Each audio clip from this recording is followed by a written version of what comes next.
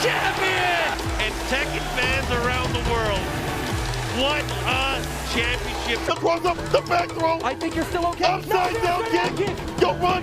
You're like, oh, the crowd got me.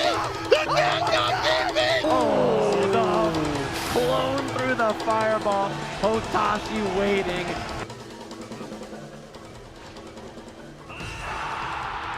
Over the past few years, fighting games have gotten bigger than they have ever been before.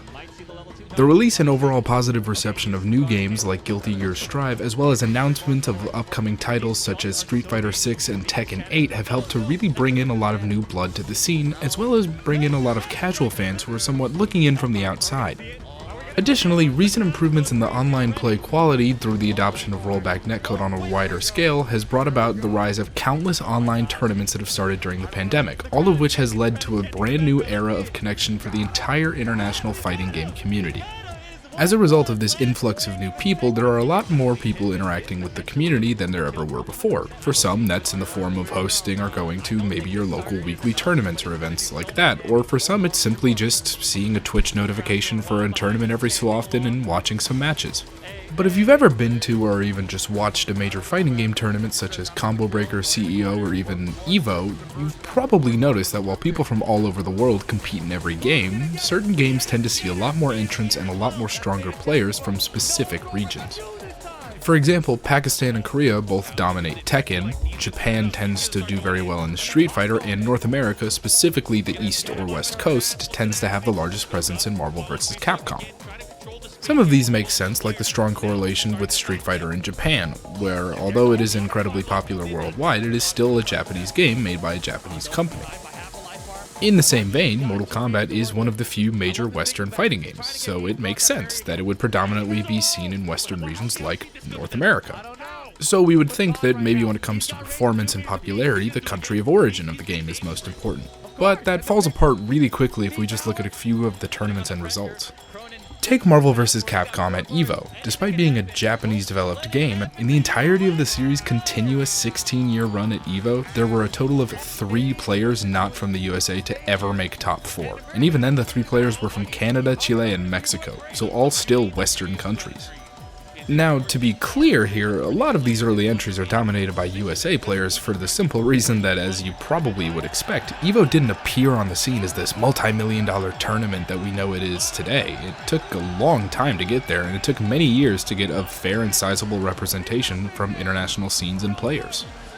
But even well after that intro period, we can still see the USA being the strongest performers, and this trend is replicated across countless games for countless regions. If you take a look at the results of the tournaments over the years, you can actually see this trend sort of happen in real time, with the results of series like Tekken, for example, where at first it's all USA, maybe a Japanese player or two, and then slowly the USA drops off more and more until we get to where we are today, where Tekken is one of the largest international communities and one of the largest player bases in the entire world. But the general idea seems pretty straightforward. Games are biggest in either the countries they came from or the places that had very healthy economies and arcade scenes, like Korea and the larger cities on the US coasts, right? But there's a big outlier here, and let me tell you why. It involves a little company called SNK. Once known as Shin Nihon Kotaku, the company now known as SNK Corp is the world's leading exporter of female fighting game characters wearing skimpy clothing and the makers of the second horniest fighting game crossover, just barely losing out to Dead or Alive Extreme Beach Volleyball 2. Please just trust me on this. Just tragic. Well, better luck next time, guys.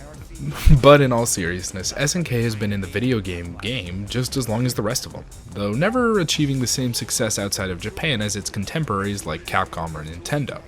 SNK has released hundreds of games in just about every genre you could think of over the years, but for our purposes today, we're going to look at their series that served as one of the direct inspirations for Super Smash Bros., the King of Fighters. The King of Fighters 15.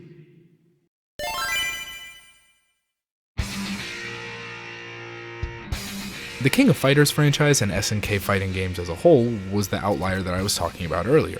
For starters, it's never been anywhere near as popular as its direct competitor Street Fighter in any of the major markets like Japan, America, or Korea. But you know where it's absolutely huge? Pretty much everywhere else in the world. Though there are definitely strong players from places like America, Japan, and Korea, King of Fighters and other SNK games have always been dominated by players from countries that you really don't see represented in other games, predominantly Pakistan, Mexico, and Latin America. And this isn't really a secret, it's a very well-known fact amongst the larger FGC. Ask anyone familiar with the international fighting game community where the strongest KOF region is, and they will almost certainly just say Mexico right off the bat. If you watch really any online North American tournament with a somewhat large reach, you're definitely going to find a fair amount of Mexican entrants there. If you ask someone to name who's the strongest KOF players in the world, you're not going to hear a lot of common mainstays that are very good at a lot of fighting games like Tokido, Sonic Fox, Justin Wong, Yipes, or Nii, but instead you'll hear guys that you don't really see in other games as much like El Rosa, Juan KOF, Tamago, and Paco. So the question is, why? Why did the much smaller KOF series succeed and secure such a strong foothold where so many of its contemporaries failed? For such a seemingly complicated issue and question, the answer is actually really simple. It's all about accessibility. Now, before I start getting into the nitty-gritty of everything, let me share with you a little bit of an inside joke from the KOF community that'll hopefully help to explain things a bit. See, in the early games of the series, KOF 94 and 95, the boss character was this guy named Rugal. And oh my god, he sucked. Everyone hated him because he was just so incredibly hard, and he was sort of this culmination of this reputation SNK had for making hard fighting game bosses. He was just about as bad as it got, especially at the time. And eventually, after a couple of the games, he was added to the games as a playable character. But the problem was, he was still basically just a boss. He had incredible moves, he hit like a truck, super fast, everything you could want in a character, you name it, he had it. And it became this really common house rule in a lot of the arcades to just outright ban him. You just would not be allowed to play as Rugal, it wasn't fun. And so what ends up happening is a lot of these arcades just put up little sheets of paper on their machines saying, oh, not allowed to play as Rugal. And because KOF is so popular with the older games in Latin America, there are tons of images that you can find of these messages being put up in Spanish. So in the KOF community, the phrase prohibido jugar con Rugal is an inside joke used to describe Rugal or other characters that are busted or feel like bosses. And there are just countless images like this of cabinets with this message on it, even from not Spanish speaking areas. Like there's a couple from Brazil with it in Portuguese that I love. Like here are just a couple of them. And to bring it back to the topic at hand here, part of the reason why KOF is so popular in these regions in Latin America is contained within these images, but in a very indirect way. See, take a look at what's in the pictures, not the signs or even the games on screen, but at the cabinets that they're being housed in. Do you notice anything about them? Sorry to interrupt, quick sidebar here from Editing Max. Not what I was talking about at all, but for some reason the machine on the right has the logo for Fire Emblem Awakening on it, which is not a fighting game, but a turn-based tactics game for the Nintendo 3DS. No clue what that's about. Please someone explain it to me. I love it though. Big fan of that game. Anyway. Compare them to some of the other popular fighting game cabinets at the time, and you might notice a little bit of a difference here. I'm referring to the design of the cabinets themselves, or in the case of our SNK friends, kinda the lack thereof. There's no art adorning the sides of the machines of Kyo and Iori like you would see with Ryu and Ken for Street Fighter machines, no logos plastered on to be recognizable from afar.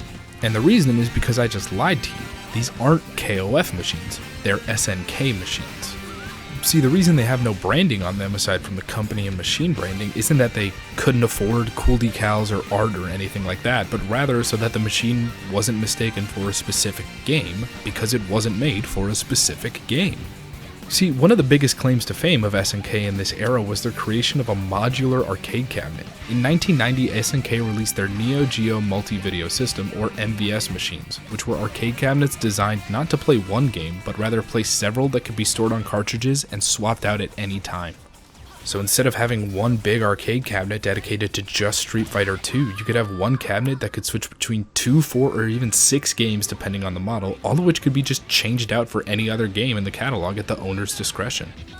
And each of these games was only $500 a cartridge, which is less than half of what a new cabinet cost at the time. And the cabinets may not have looked as flashy as Mortal Kombat 2 or 3, or definitely not 4, but one MVS cabinet could have twice as many games as those combined in a third of the space they would take up. This made it super palatable not just to official arcades or game stores, but to just about everywhere else as well. Restaurants, break rooms, laundromats, your uncle's basement, a shack by the lake you swim at during the summer, because why not? They were so popular that according to a Mexican game journalist who was around at the time, Jose Salcedo, in the late 90s and early 2000s, 3 of every 2 drugstores had a KOF arcade, and that's not a grammar mistake. So the machines were cheaper, and that made them more available. End of story, right?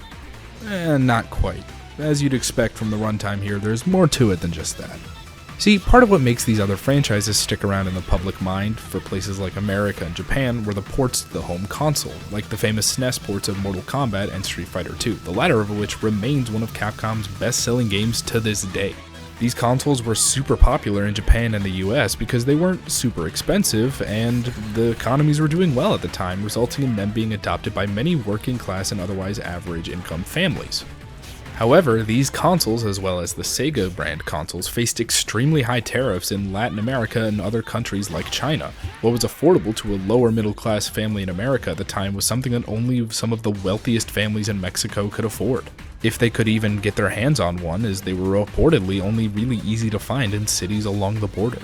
As a result of these factors, although it did of course happen eventually, the shift away from arcades into the home console market for video games took a lot longer in Mexico and these other regions than it did in America and Japan. Simply put, more people played games in arcades in these regions for a longer period than they did in America, since they really just had no other option. And all of that is certainly a large part, but there's one other aspect that I can't not mention, because you know what's cheaper than getting a brand new arcade cabinet for every new KOF game every year? Getting a new cartridge for that game and using your old machine. But you know what's even cheaper than that? Getting a bootleg cartridge of the new game instead. That's right, a lot of South American countries may be landlocked, but that did not stop them from sailing the high seas with piracy. See, despite just how awesome and innovative the MVS machines were, evidently they were super cheap to produce and were super easy to hack and sort of get ROMs off of and put different ROMs onto, leading to an absolute massive piracy and bootlegging presence for SNK games and cabinets throughout the regions at the time. So because of the lack of other options and accessibility and how easy it was to just pirate games for it, the MVS was super popular, earning a spot in the back of just about every small business in Mexico reportedly. And to be abundantly clear, the KOF series was by no means the only games on a lot of these cabinets, but if you wanted to play a fighting game at the time in these regions, you probably didn't have much of a choice outside of KOF or another SNK game such as Samurai Showdown or Fatal Fury. And of course, it should be said that just having the ability and option to play these games does not guarantee an incredibly strong and vibrant community like the one that we have, and there are a few different theories as to why it garnered the love in these regions, but they're kind of hard to really nail down. A few years ago, Kotaku put out a great article talking about a lot of this subject matter that I've been using as sort of a general resource here, and it contains a lot of interviews with people who have been playing these games from these regions for, most of their lives. And when talking about sort of what the appeal was at the time and what made these games so special, one player mentioned this theory he had about how the 3-character team structure really just gave the allure and appearance of more bang for your buck. You'd get to play as 3 characters each game you played and each quarter you spent, and that probably did a lot for a lot of people. Some players pointed to the yearly entries in the series, how it would retain the attention of players just as they might have been getting tired of an old game, and the releases were far quicker than any of the competitors, even if they were available. And although I really do like these theories, obviously this aspect of it is a lot more nebulous than the rest, and it's very impossible to sort of nail down concretely, so it's likely due to just a wide variety of reasons. But that being said, I can't not mention this old GameFAQs thread I found when doing research for this that just mentioned how the KOF just kind of came with the machine with this old Neo Geo soccer game. So in Latin America, where soccer is really big, it just sort of snuck itself in there. People eventually tried out the game that came with their soccer machine, and the rest was just kind of history. I don't know how real or applicable that is, but I think that's just way too funny not to mention. And there you have it, the most concrete explanation for the prominence of KOF in these places that you would never expect it to have taken off in. And before I go, one aspect that I really want to mention, because I think it's awesome, is that SNK has been aware of this popularity in these regions since the beginning. During the late 90s and early 2000s when the series was annualized, SNK would do massive preview and premiere events in places like Mexico City that were reportedly so popular that it wasn't uncommon to see lines just wrapping around the buildings heading down the streets of people just waiting to play like KOF 98 for the first time or something. And around the same time, they actually started adding Mexican characters to their games like Ramon and Angel, with KOF 14 and 15 even having them pair up with the luchador King of Dinosaurs on an official Team Mexico. Speaking of Angel, she reportedly owes her entire existence to a bet between a visiting Mexican developer and the KOF 98 development team after he beat them at quite literally their own game, resulting in one of the most annoying characters to fight against in the entire series, as well as the most infuriating pair of pants I've ever seen. Like, what the fuck is this? Anyway, I think that this connection between Japan and Latin America is a perfect example of what makes the FGC special. People connecting across games, communities, and nations to compete in games we love, meet new people, and forge new bonds. According to that Kotaku article I mentioned earlier, there's a common phrase amongst many players in Mexico: KOF binds us, which really goes to show just how important the C is in the FGC. And I love that. I want to say, fighting game is something so great. Thank you so much.